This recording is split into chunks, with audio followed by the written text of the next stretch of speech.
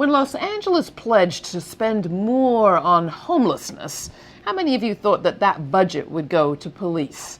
We'll discuss the surveillance industrial complex this week on the Laura Flanders Show with Hamid Khan, and then come back to New York to meet the students that persuaded Columbia University to divest from private prisons. All that and a few words from me on the Freedom of Information Act.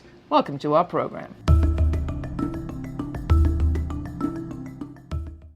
Surveillance, spying, and infiltration have a long history in the United States, from the police red squads in the 1880s to the FBI's counterintelligence program, COINTELPRO, right up to today. Our next guest says the surveillance industrial complex has profound but poorly understood impacts on our political, structural, economic, and cultural lives. Hamid Khan is the coordinator of the Stop LAPD Spying Coalition, and he works with, among others, the National Network for Immigrant and Refugee Rights, Political Research Associates, and the Youth Justice Coalition.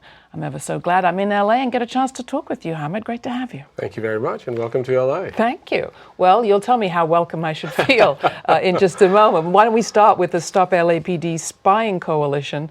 What are you up to? What do you do? So the Stop LAPD Spying Coalition came together in the summer of 2011. A very diverse group of people who were extremely concerned about this rapidly expanding, I would say, the national security surveillance state. Knowing that this is nothing new, it's not a moment in time, but a continuation of history, we started looking at and focusing on the Los Angeles Police Department particularly to see that what kind of programs and tactics were they using. And what did you find? And what we found was a massive apparatus and an architecture of surveillance and spying and infiltration where both human assets and electronic technology was being used very effectively to gather information, to store information, and to share information. Anywhere from the suspicious activity reporting program, which basically started after on the heels of the 9/11 Commission report, which was I would say, the foundation for this new type of intelligence-led policing that has become the main operational tactic for law enforcement agencies, that it is anchored in two concepts of behavioral surveillance and data mining. In essence, legitimizing speculative policing. So if you're out there taking photographs in public, very much constitutionally protected activities. If you're even walking into a building and asking about hours of operation, if you're using a video camera, if you're taking notes, you are deemed suspicious. And what's interesting is that the way the Director of National Intelligence defines suspicious activities, and it's a direct quote, that it's observed behavior reasonably indicative of pre-operational planning of terrorist and or criminal activity. So when you break it down, observed behavior, I'm watching somebody's behavior, which reasonably indicates to me there is no probable cause that somebody's thinking of doing something wrong. According to your interpretation. According to the Director of National Intelligence. So while we were all focusing on Google gobbling up our data, maybe we should have been paying more attention to the police? We should absolutely be paying more attention to the police. And I think that's where one of the I would say myth, but I think that's where the lack of information lies as well. I mean, you just started off by saying about the police red squads. The local law enforcement agencies predate the federal agencies by many, many decades, going back in the late 1800s, right after the Haymarket Strike and May Day, and then the development of the police red squads. I mean, immediately in the aftermath of the Haymarket Strike. And well, for people that don't know what Haymarket is, what was it and why was that such a trigger point? It was an incredible, it was a pivotal moment in the U.S. social justice movements, and particularly labor movement as well, because that was a demand of the 8-hour workday in Chicago. And people fought, just hard for that. People gave up their lives. But it was also a pivotal moment for local law enforcement and the national security state as well, that how do we then look at this moment and then ramp up our structure, the national security state structure, the apparatus, because people were gathering, people were mobilizing, and people were engaged in militant revolutionary tactics. So a militant struggle organizing around the 8-hour day. At that particular occasion, bombs took out the lives of some police. It's never been clear who actually was responsible for what, but it was blamed on anarchists, and we see the start of the kind of policing you're talking about. And now linking it to that, to today, 2013, Department of Homeland Security comes out with a memo declaring basically anti-gentrification activists as anarchist extremists. There's a whole memo, a 4-page memo that they put out, and based on 3 low-level arsons, which were in Seattle, in Grand Rapids, Michigan, and in Vancouver, where they claimed that anarchist extremists were involved in that. And the memo goes on to say that if there's any rally or distribution of flyers and information on rights for homes and anti-gentrification, these should be considered a threat to national security, and a suspicious activity report should be filed on people. We're sort of approaching the, I think it's 14-year anniversary of the Patriot Act. That did provoke a lot of attention to these questions of intelligence, surveillance, our freedoms, and yet poll after poll, at least the ones that get publicity, show that Americans support these measures. Is there something wrong with the polls? Do people just not know what we're talking about? And what does the Patriot Act have to do with the LAPD? Well, I mean, I think first of all, culturally speaking, I mean, the race and the creation of the other is deeply anchored in how society has evolved in the United States. This is the politics of the historical politics of this country. This is a cultural issue. This is a social issue. It's an economic issue. Yeah. So if you don't actually have a racial difference, you make up one. They were all called Reds, after all. Absolutely, and quite frankly, preserving the white supremacist system of control and white supremacist system of social control as well. So the Patriot Act was another piece, but I think one of the things that remains missing in the conversation is that how post 9/11, particularly counterterrorism and counterinsurgency policies and programs have been increasingly incorporated and codified into domestic policing, which gives them immense amount of power, which gives them a lot of immunity, and which allows them to bypass local policing in local policing, other things, the restrictions that would be placed on them, for example, warrant requirements.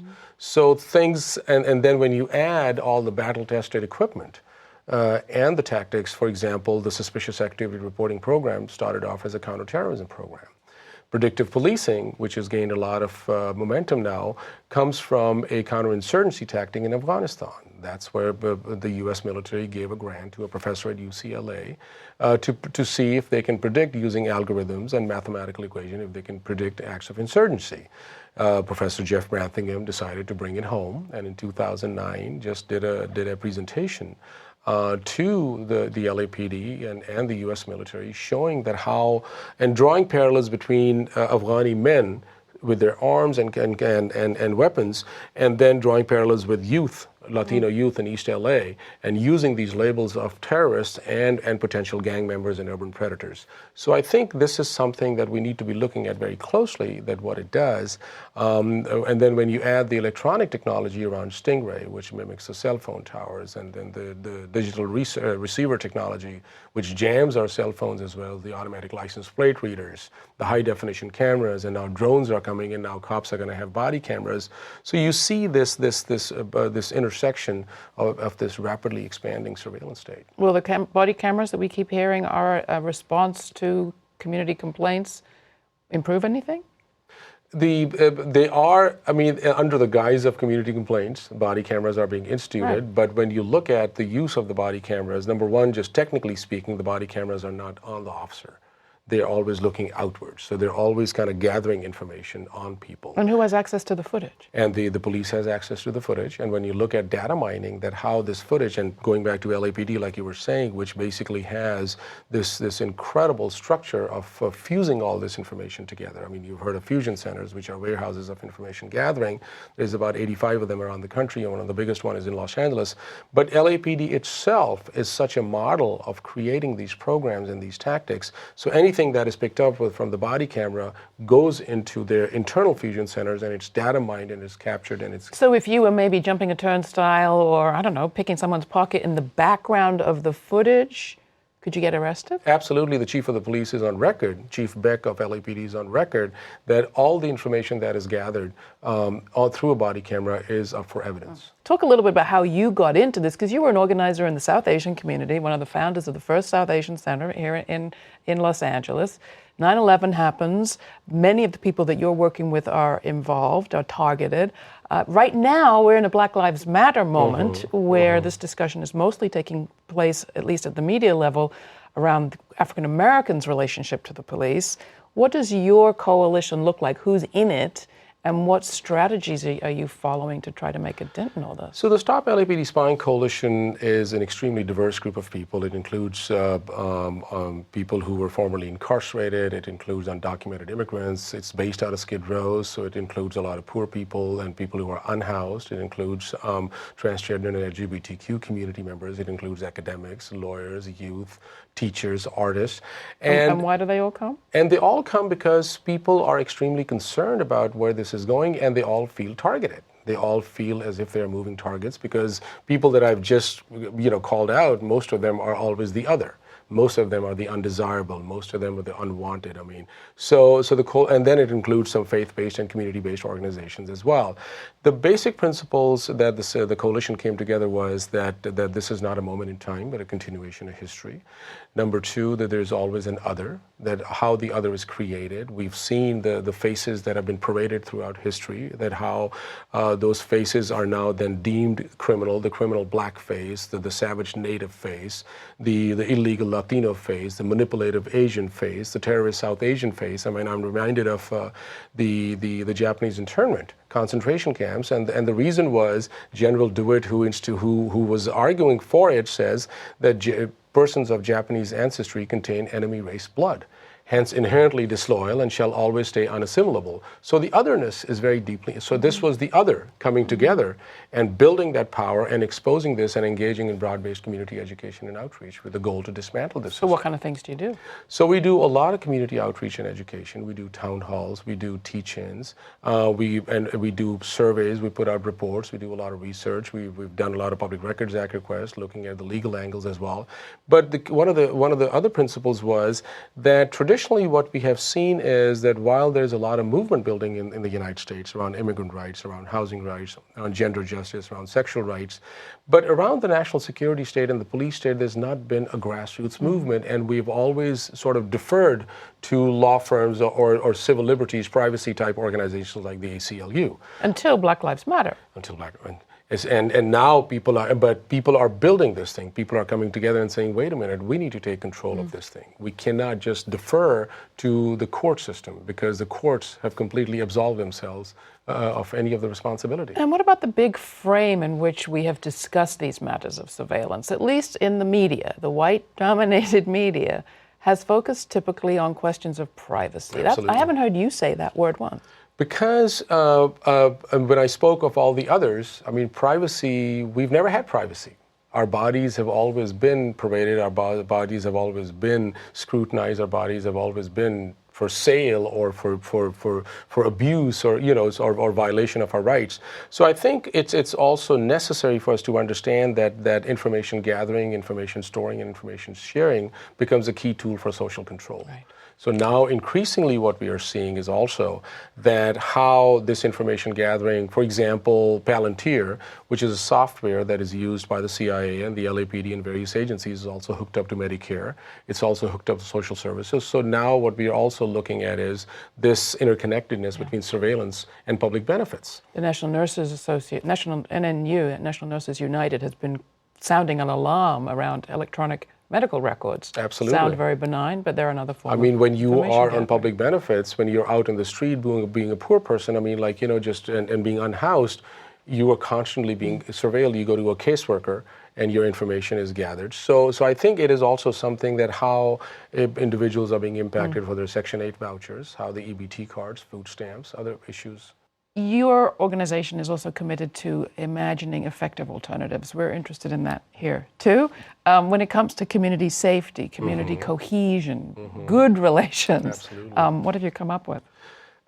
So several things. I mean, obviously we are now, I'm on the board of Youth Justice Coalition, and one of the key mandates of the Youth Justice Coalition is that they have a 1% campaign.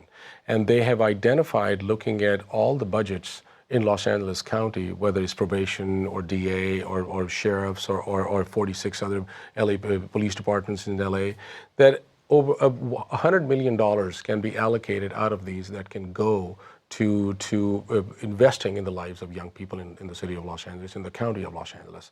And these are young people who actually did real search, what they call, did the surveys, did all the search on the numbers, and came up with this thing, and they have brought this proposal to the county that how it would create 25,000 jobs, how it would create 500 peacekeepers, how it would create, alternatives to young people. So similarly, looking at, for example, the Los Angeles Police Department's own budget, it gets 52 to 55% of the general funds of the city of Los Angeles. So we are demanding that those monies should be reallocated. This fall, the mayor and the city council members just announced a state of emergency when it comes to housing or homelessness in the city of Los Angeles.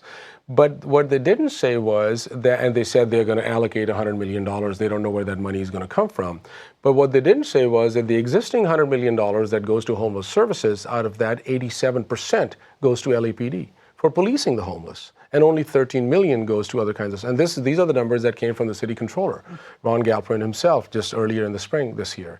So I think these are the type of things that we need to be really lifting and exposing and putting a spotlight and organizing around and demanding that, this is unacceptable. Hamid Khan, thank you so much for coming in. If you want to find out more about the coalition, we'll have information at our website. I hope we get to talk to you again soon. Thank you very much.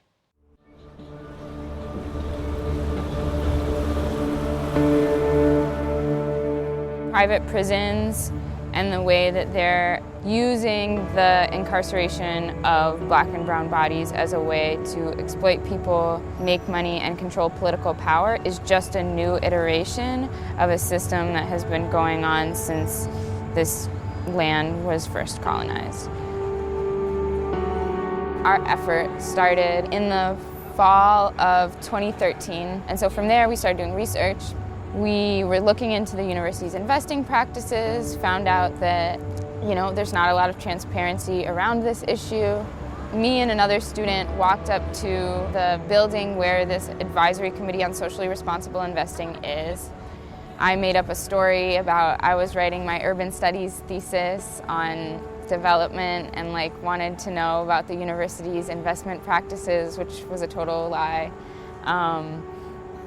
And after that, they sent us a list. When we first found out what Columbia's investments were, it was $8 million directly invested in CCA, which is Corrections Corporation of America. It's the largest private prison company in the US. And it was $2 million in G4S, which is an international security firm. And they do not only private prisons, but they also run all sorts of security regimes like the Israeli apartheid state. We see the buildup of our system of police and prisons as we know it as coming out of the period just after slavery, where you have slave patrols, right? And you have a convict leasing system where Black people in this country were essentially being re-enslaved through a process of incarceration. We actually put up an abolish banner over on this Thomas Jefferson statue across campus because this school is built on stolen land by slaves,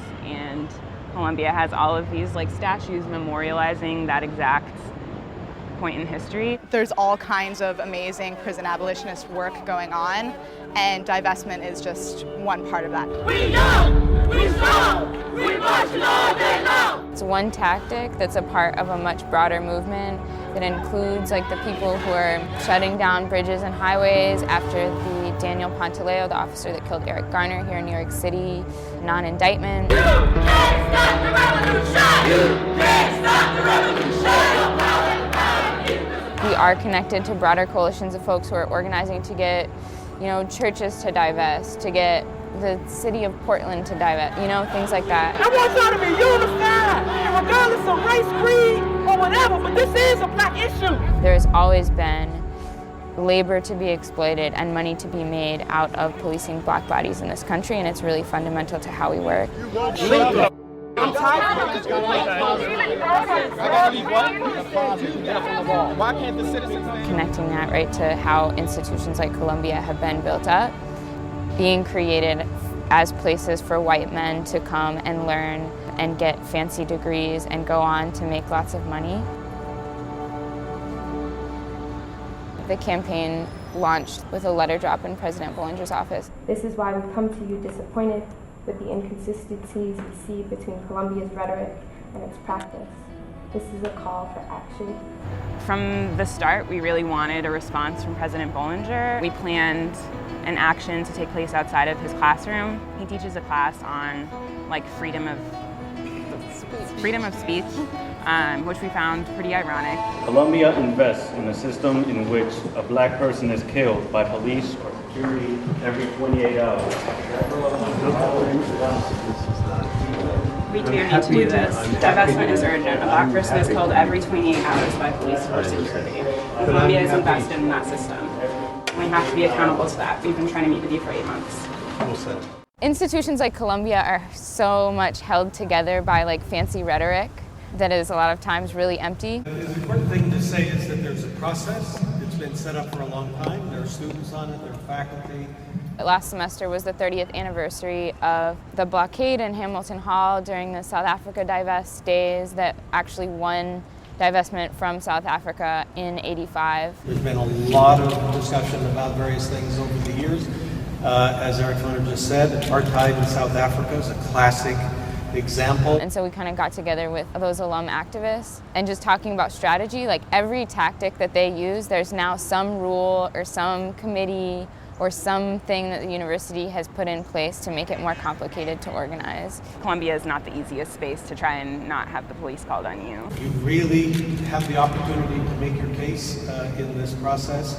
It comes through that process to me and then to the trustees. And so you really just see the ways bureaucracy and bureaucratic repression and how it's kind of really built up in that historical way. I am thrilled that you have raised a number of questions that make people like me feel uncomfortable. This moment for us isn't about patting Columbia on the back, or patting us on the back for that matter, or about saying that Columbia has divested from systems of incarceration and policing. Like, Columbia is actively working with the NYPD to criminalize and displace people in West Harlem in order to expand this campus. We were trying to tie connections to the other ways in which the university perpetuates anti-blackness. For example, with the gentrification and expansion into West Harlem, there were raids that went on in the Grant and Manhattanville housing developments last summer that Columbia backed because they said it was helping to keep our neighborhood safe. And in the process, hundreds of young men of color were locked up. We are not any more deserving of being here than anyone who is in prison is deserving of being there.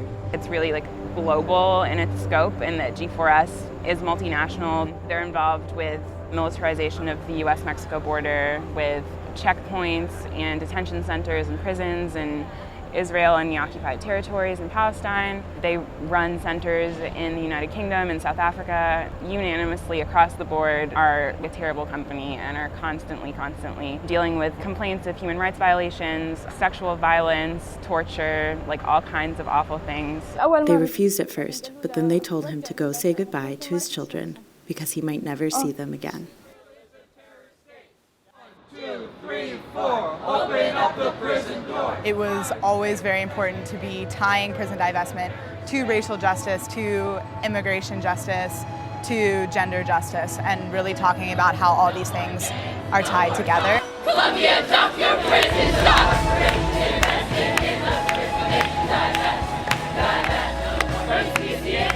No more than fist closed. Fist closed. On June 22, 2015, Columbia University trustees voted to divest from private prisons. Our demand was to have any direct investments divested, so they removed their investment in CCA and in G4S. They promised a negative screen for the entire private prison industry, so meaning that moving forward, Columbia won't be investing in private prisons again. But that's not the end of the movement. That's not a kind of be-all, end-all win. Columbia is invested in systems of inequality that uphold the kind of image of the deserving of opportunity Columbia student. And so Columbia is in both ideological, material, and still probably other financial ways invested in these systems. And we're interested in continuing to work to dismantle those. I mean, I'm a senior, so hopefully other students after me. That was a report by our own producer, Jonathan Klett. You can get more information at our website. Just because it's called the Freedom of Information Act doesn't mean the information is free. In fact, if you're an activist or a journalist trying to investigate police, chances are it's going to cost you, as reporters discovered last year when they tried to obtain documents pertaining to the police killing in Ferguson of Michael Brown. In their efforts to report that story, reporters were being charged exorbitant fees for records that are supposed to be released to the media for free. Missouri has an open records law, yet according to the Associated Press, news agencies were being charged thousands of dollars, nearly 10 times the cost of a government employee's salary just to retrieve government records. Price gouging like that is one heck of an effective way to stall and stymie public oversight. As our guest, Hamid Khan of the Los Angeles Coalition to Stop Spying points out, this city price gouging is going on just as surveillance is expanding. The Intercept reported this July that the Department of Homeland Security has been monitoring Black Lives Matter activists, their Facebook, Twitter, and social media accounts, and their meetings too, since the first days after the killing of Brown. You only need to watch Stanley Nelson's new documentary about the government's deadly assault on the Black Panthers to see how history could repeat. The best antidote to heat is light, in an attempt to expose the movement surveillance that's going on, and I suspect to make a point about freedom of information that's not so free, the online activist group Color of Change is launching a fundraising push. Unlike the well-funded Intercept, which used FOIA requests to obtain documentation about spying, activists don't tend to have the money to find out if they're being spied on. But you can help. You can get more information about the Color of Change campaign at our website. To tell me what you think, write to me, Laura, L-A-U-R-A, at lauraflanders.com. And thanks. What would our world look like today if our media showed us as much collaboration as they do competition? What if we got to meet people making change right here, right now, in all sorts of ways we're usually told are impossible? Subscribe today to the Laura Flanders Show for in-depth interviews with forward-thinking people. Smarts, not sound bites, every week, right here. Subscribe, and thanks.